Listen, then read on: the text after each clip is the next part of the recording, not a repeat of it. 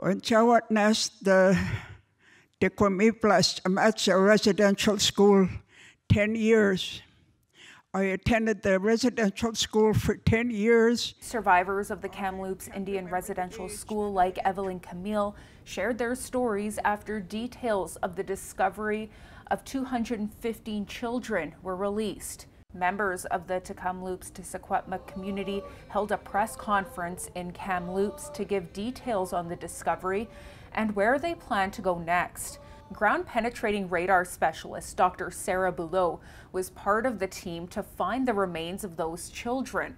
She says 160 acres of land around the institution still needs to be searched, and what they found so far barely scratches the surface. All residential school landscapes are likely to contain burials of missing children. Between May 21st and 24th, 7,000 square meters of land, just under 2 acres, was covered in the location of the apple orchard at the Secwépemc Museum and Heritage Park.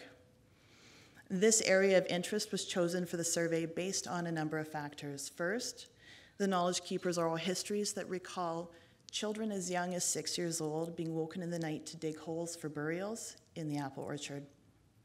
Second, a juvenile rib bone that surfaced in the same area.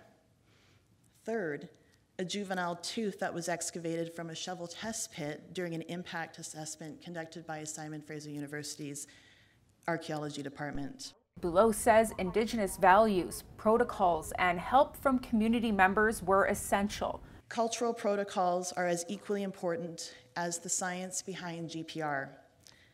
And given the nature and sensitivity of this work, one cannot be done without the other. It is important to note that remote sensing, such as GPR, is not necessary to know that children went missing in the Indian residential school context. Cookbee Roseanne Casimir calls on Prime Minister Trudeau to share records of the school. The Kamloops to Secwépemc has a responsibility and the obligation to identify the unmarked graves found within our jurisdiction. A critical first aspect to achieving those burdens is full and complete disclosure of the records held by the Canadian government and the Oblates of Mary Immaculate.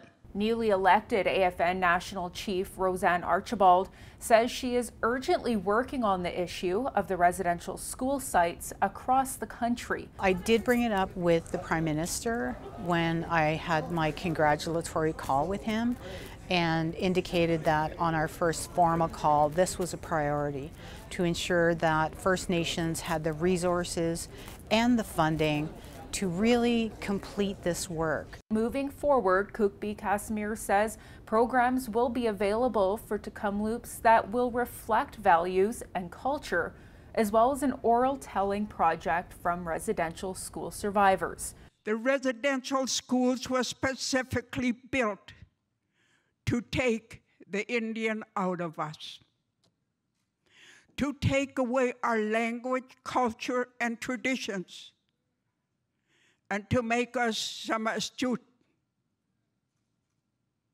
But it did not work. Tamara Pimentel, APTN National News, Kamloops.